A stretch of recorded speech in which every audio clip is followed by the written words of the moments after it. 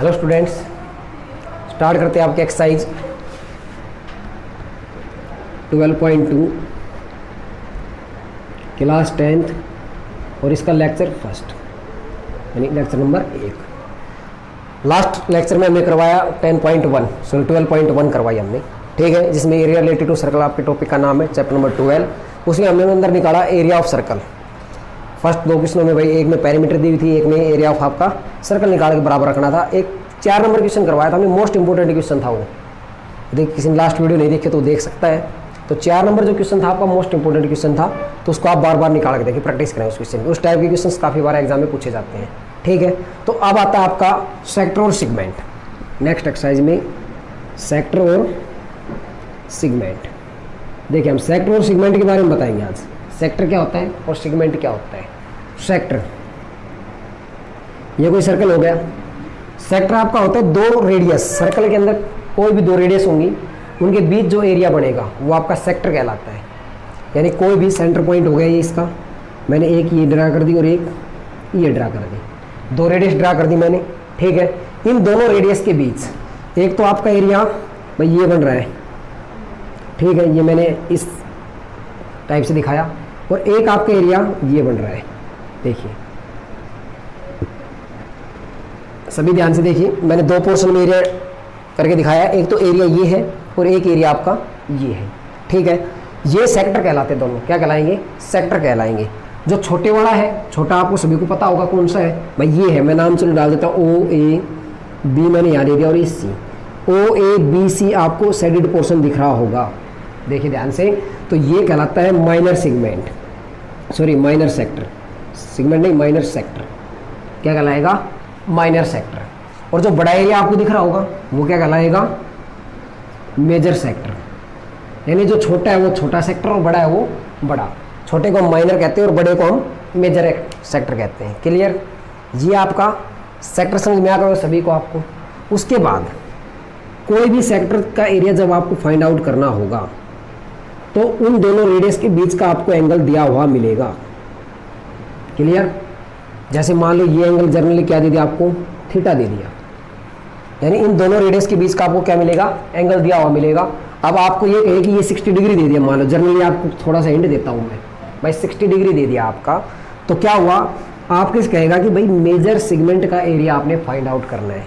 तो अब आप ये कहोगे सर इसका तो एंगल दिया ही नहीं, हमें तो माइनर का एंगल दे रखा है।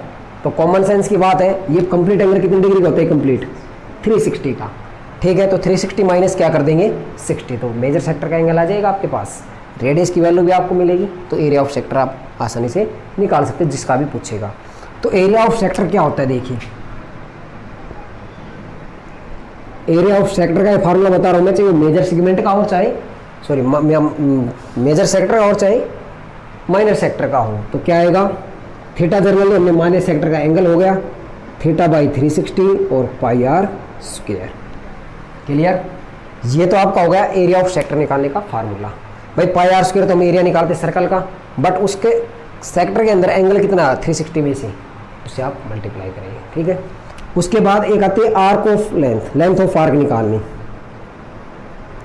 Length of arc of sector. यहाँ पे दोनों वर्ड आ सकते हैं, माइनर और मेजर।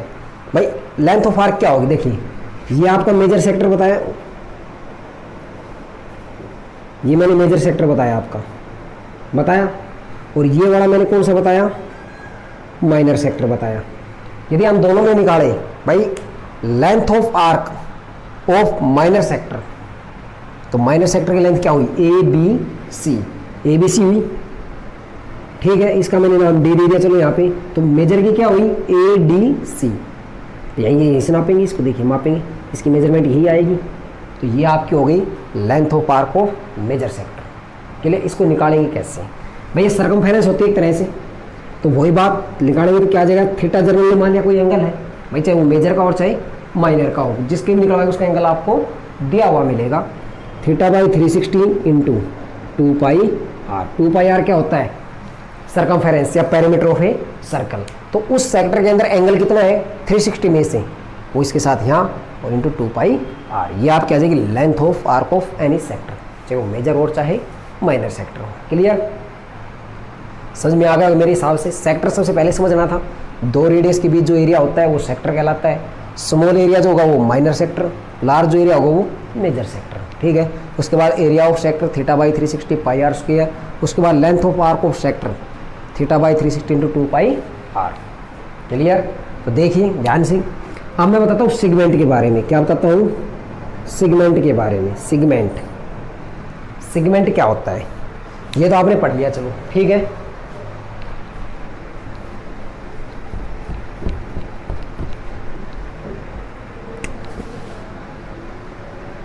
ये हो गया आपका सर्कल। ठीक है, ये आपका हो गया कोई भी सेक्टर OABC। क्लियर? सभी को दिखाई दे रहा होगा। और जनरली इसका एंगल क्या मान लिया हमने? थीटा मान लिया। ठीक है, अब देखिए मैं कर रहा हूँ सेक्टर की बात मैं पहले कर चुका हूँ, अब मैं कहूँगा सेगमेंट की बात। मान लो कोई भी कोड या लाइन सेगमेंट ए से सी को हमने मैच करा दिया। ए से सी क्या हुई? कोड ऑफ सर्कल हो गई। भाई कोड ही बोलते हैं, सर्कल के अंदर कोई भी दो पॉइंटों को मिलाने वाली लाइन सर्कल की कोड कहलाती है। ठीक है, वो चाहे डायमीटर भी हो सकती है और चाहे यानी कहीं से भी किसी भी साइड हो सकती है। क्लियर? तो देखिए आपको एक ट्रायंगल बनी दिखाई दे रही होगी। क्लियर? इस कोड से नीचे एरिया, कोड और सरकमफेरेंस के बीच का जो एरिया होता है, कोड और सरकमफेरेंस, देखिए ये एरिया मैं अंडरलाइन कर रहा हूं, देखिए दिखाई दे गया होगा आपको, ये देखिए। क्लियर? ये जो एरिया होता है ये देखिए मैंने अलग साइडेड पोर्शन बना दिया। ये क्या कहलाएगा? आपका सेगमेंट कहलाएगा, एरिया ऑफ सेगमेंट। क्लियर? ये आपका सेगमेंट कहलाता है। अब देखिए ये कोड हो गई, इसको मैं तो एक जनरली रफ डायग्राम एक और बनाता हूँ इसके साथ साथ आपका। ये हो गया भाई, ये कोड आपकी ए, ये पॉइंट बी दे रखा और ये सी, यानी कि ये जो एरिया हो गया ये क्या कहलाएगा? सेगमेंट कहलाएगा आपका।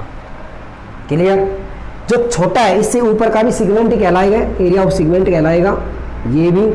और जो देखिए डबल पोर्शन में मैंने शेडेड कर दिया है अलग अलग डिजाइन से, तो नीचे वाला है वो अलग से है और ऊपर वाला अलग से है, तो ये कहलाएगा एरिया ऑफ सेगमेंट, यानी ये माइनर सेगमेंट हो गया आपका।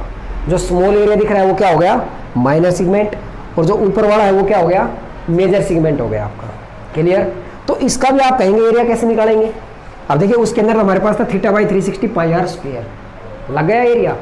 अब देखिए भाई वो कंप्लीट एरिया कहाँ तक था? यहाँ से यहाँ तक था, यहाँ से यहाँ तक था। क्लियर? अब यदि इसमें से, यदि इस पूरे एरिया में से मैं इससे ऊपर इस ट्रायंगल का एरिया लेस कर दूं, तो क्या मेरे पास सेगमेंट का एरिया बच जाएगा? बताओ, बच जाएगा नहीं बच जाएगा? तो एरिया ऑफ सेगमेंट क्या आएगा? Area of sector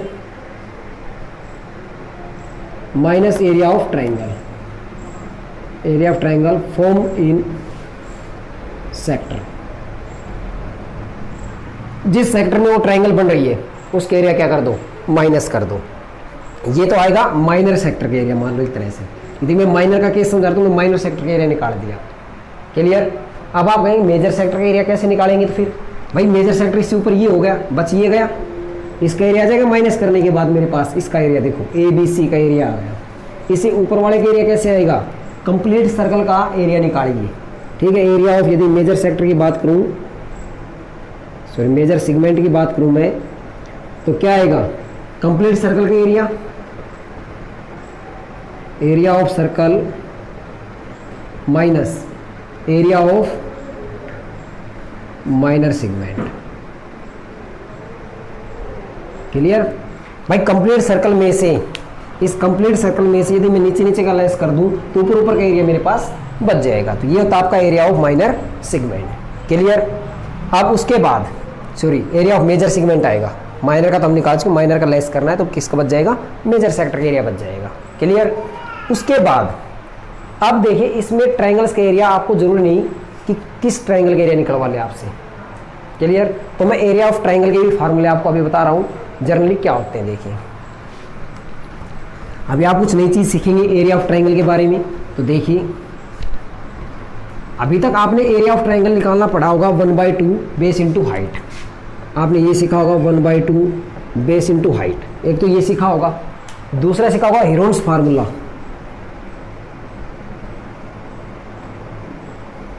Heron's formula, इसमें 10th क्लास में क्वेश्चन भी करवाया हमने, ठीक है। 10.2 में क्वेश्चन नंबर 12 के लग 12th है या 13th है, वीडियो लेक्चर नंबर 2 के अंदर हमने करवा रखा है। यदि किसी ने नहीं देखा हो तो देख सकता है। 10th चैप्टर की 10.2 एक्सरसाइज लेक्चर नंबर 2 में हमने क्वेश्चन करा रखा है हेरोन्स फार्मूले से, ठीक है। तो हेरोन्स फार्मूला आप 9th क्लास में पढ़ के आए थे, ठीक है। तो उससे भी आपने एरिया ऑफ ट्राइंगल पढ़ा, कौन से चैप्टर में? 12th चैप्टर में, ठीक है। हेरोन्स फार्मूला आपने वहाँ पढ़ा होगा एरिया ऑफ ट्राइंगल का, ठीक है। तो एक फार्मूला ये पढ़ा था आपने 1/2 बेस इंटू हाइट। ये हाइट होती है ना, ये हाइट, ये परपेंडिकुलर हाइट बोली जाती है। क्या बोली जाती है? परपेंडिकुलर, यानी कि ये और सिर्फ ये किस केस में लगता है? जब एक एंगल 90 डिग्री का हो उस ट्राइंगल में, यानी कि only in case of right angle triangle. समझ में आया? Only in case of right angle triangle के केस में लगता है कि 1/2 बेस इंटू हाइट, यानी कि जैसे कि जस्ट एज इट इज। ये मैं बना देता हूँ, ये ट्राइंगल हो गई, ये 90 डिग्री हो गया, ये हो गया ए, ये हो गया बी और ये हो गया सी। ये आपने बेस मान लिया, ये परपेंडिकुलर मान लिया, ये हाइपोटेन्यूज हो गया। तो 90 के केस में माने जाते हैं ये बेस और ये हाइट, या इसको बेस या इसको हाइट मान लो, बात वही रहती है। बट इस चैप्टर में ये चीज़ें चेंज हो जाएंगी। कैसे?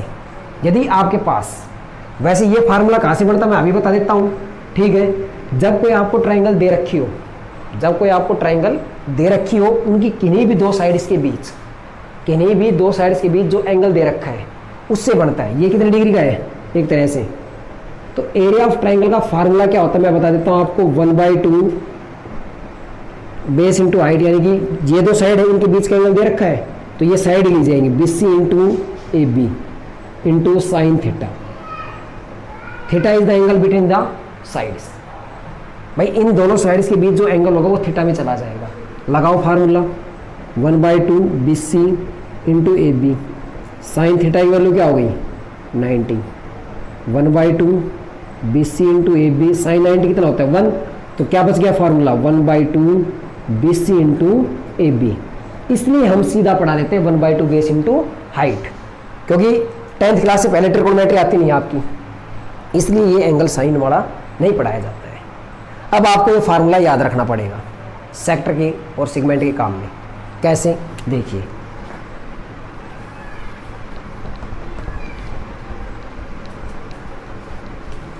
देखिए कैसे। ये मान लो ये दे रखा आपको, ये हो गया ऐसे, भाई ये भी रेडियस हो गई और ये भी रेडियस हो गई। ये जनरल एंगल क्या दे दिया आपको? थीटा। और ये हो गई ट्रायंगल, ये हो गया O, ये हो गया A, ये हो गया B और ये हो गया C।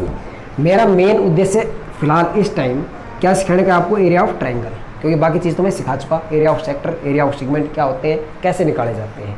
तो देखिए area of triangle, area of triangle OAC triangle है, तो क्या बनेगा? 1/2, भाई साइड क्या हो गई आपकी? R इंटू R, और क्या हो गया आपका? साइन थीटा, यानी क्या हो गया? 1/2 R square sine theta. Clear?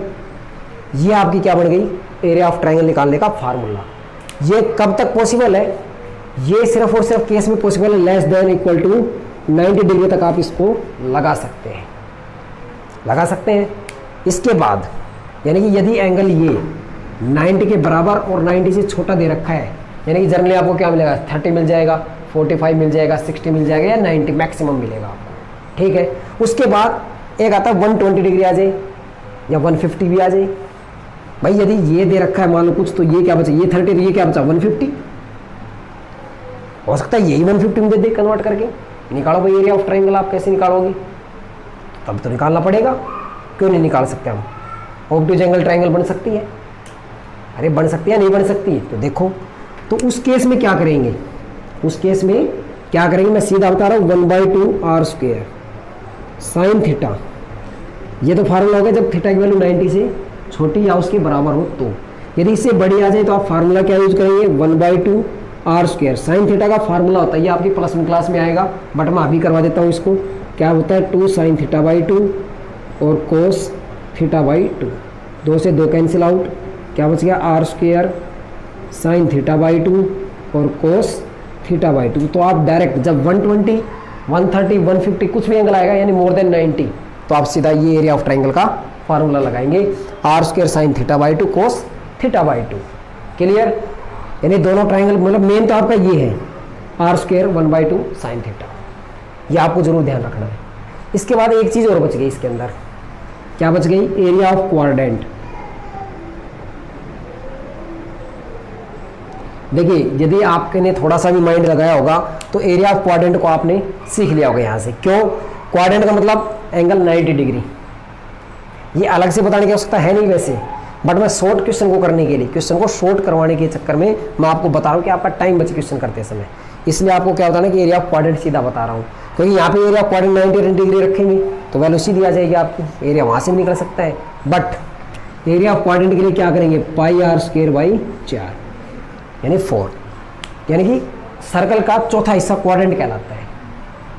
एक चौथाई जो हिस्सा था 1/4 जो पार्ट होता है वो क्वाड्रेंट कहलाता है उसका। तो क्या करें, कंप्लीट एरिया को किससे डिवाइड कर दें, 4 से डिवाइड कर दें, तो आपका क्या हो जाएगा, एरिया ऑफ क्वाड्रेंट आ जाएगा। क्लियर? ये इसका बेसिक इंट्रोडक्शन था, segment, sector, area of quadrant, भाई ट्राइंगल्स का एरिया, ये आपका था बेसिक इंट्रोडक्शन इस चैप्टर का। ठीक है, इसके बाद हम करवाएंगे लेक्चर नंबर 2 और आपकी एक्सरसाइज स्टार्ट करवाएंगे। ठीक है।